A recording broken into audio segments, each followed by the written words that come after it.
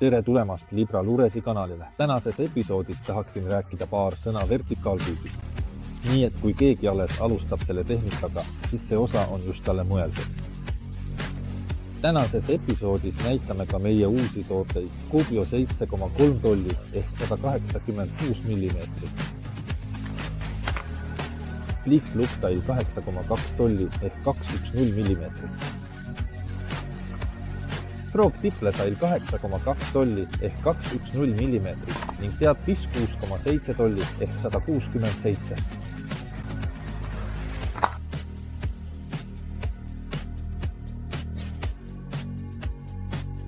millimeetrid.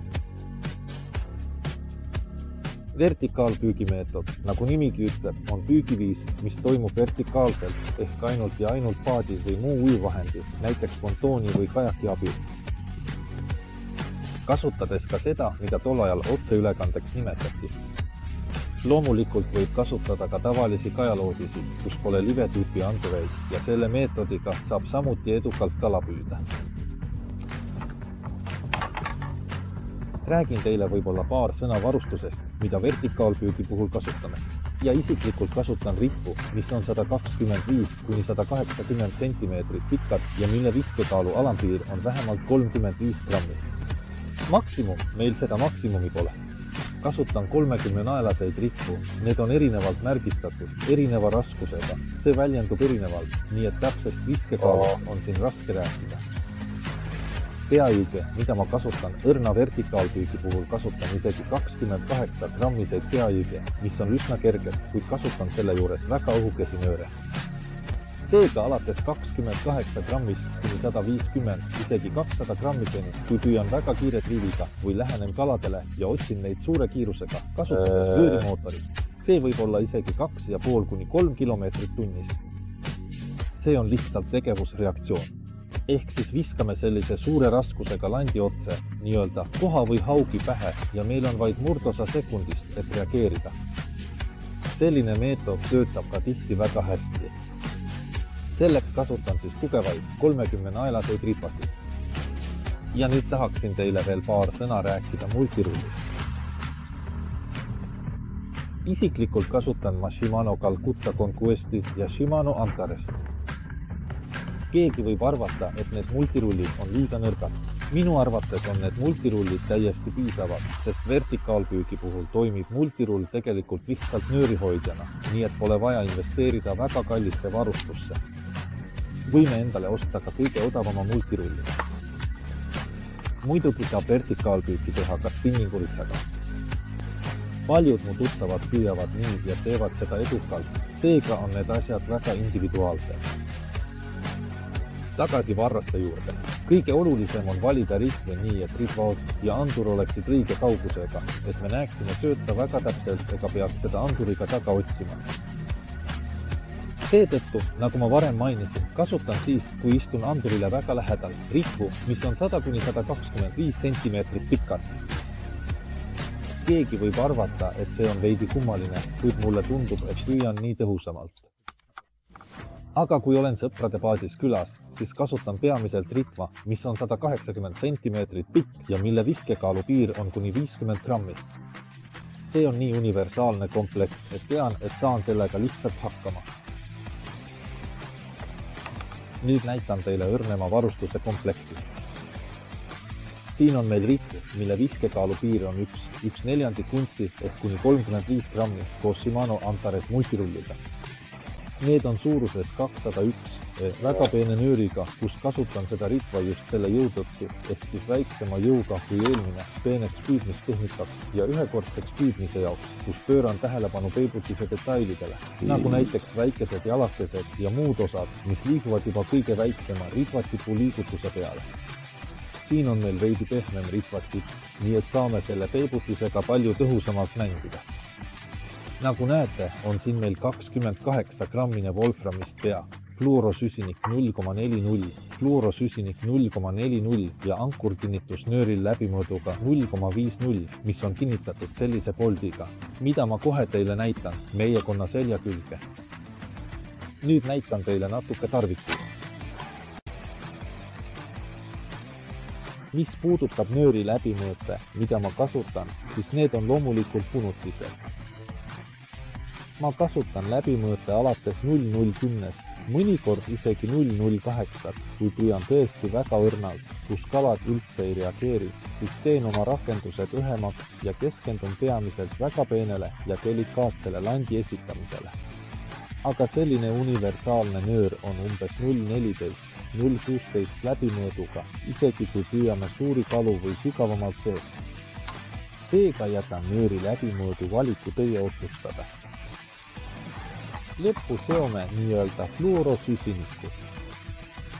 Kasutan läbimõõte 0,40 kuni isegi 0,80, nii et mida peenem on komplekt, seda vastavalt kohandan fluorosüsiniku läbimõõdu nööri jämedusele ja tingimustele, kus me püüame, ehk siis kui püüame väga kiviste, puude või põõsastega ääristatud kallaste lähedal. Siis ütlengi, et tuleb kasutada veidi jämedamaid komplekte, aga kui püüan avavees, siis lähen isegi 0,40-ni, et lihtsalt selle fluorosüsiniku peale kriivides või kala lähenedes vesi ei avaldaks liigselt survet, mistõttu lant liigub meile andurist eemale, nihkub kõrvale ja teeb ka hääli, aga sellest ma võib-olla praegu ei räägi, sest veesurve nöörile tekitab selliseid vibratsioone, et sellest räägime ehk kunagi hiljem.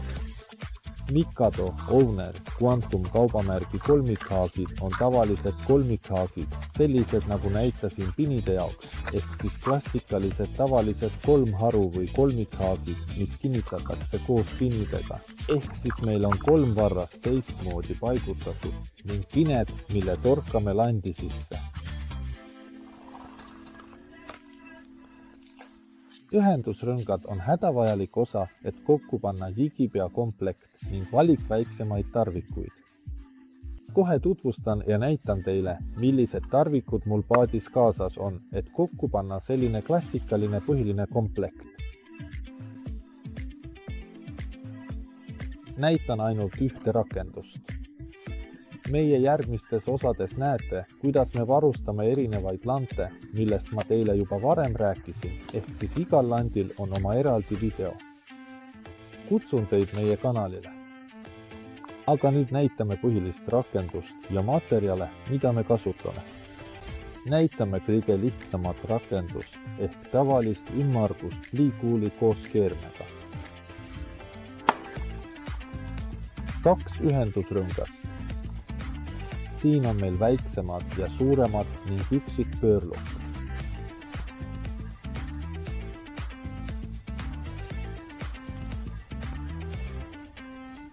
Kolmikkonks varrastega suurustes 2–0.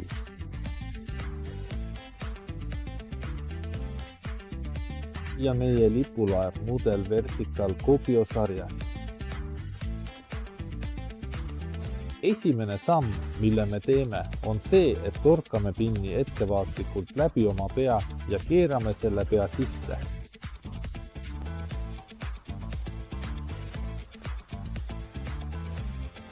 Püüame seda muidugi teha sirgelt, et kõik ilusti sobiks ja korralikult püsiks. Seejärel võtame ühendusrõnga, tangid või spetsiaalse tööriista rõngaste jaoks. Mina kasutan muidugi tavalisi klassikalisi tange. Võtame pöörli ja kinnitame rõnga pöörli külge. Nüüd on rõngas juba lahti, nii et kinnitame sinna külge ka konksu.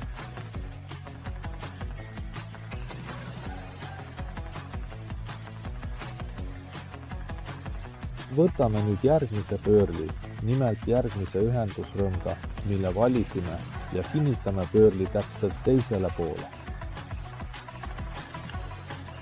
Seejärel, kui komplekt on niimoodi hoolikalt ja korralikult kokku pandud, kinnitame selle vastavalt sellele, kuidas me täpselt tahame oma landi võtta, kas altpoolt või hoopis üleval. Peaasa külge ning keerame selle korralikult ja kindlalt kinni, et kõik püsiks paigas.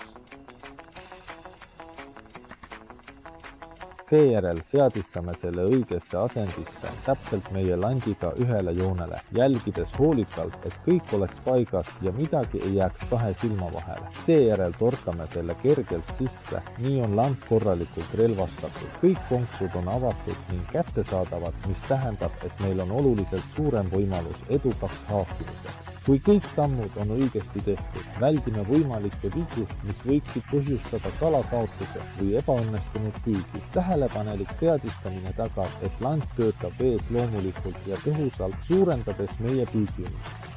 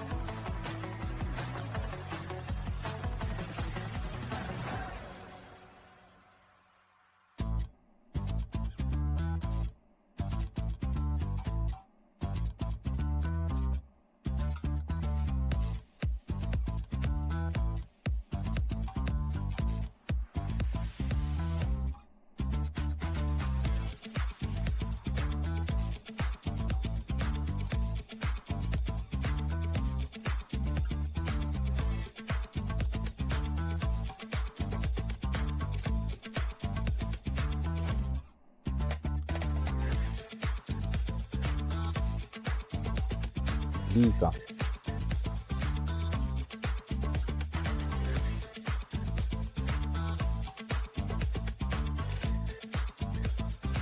Aitäh, et vaatasite seda osa. Loodan, et sel hooajal õnnestub mul teile näidata mõnda tegevust vee ääres. Kuidas seda teha? Kuidas kasutada kraane? Kas leiame selleks aega? Olge nüüd tähelepanelikud, sest meil on teile palju näidata.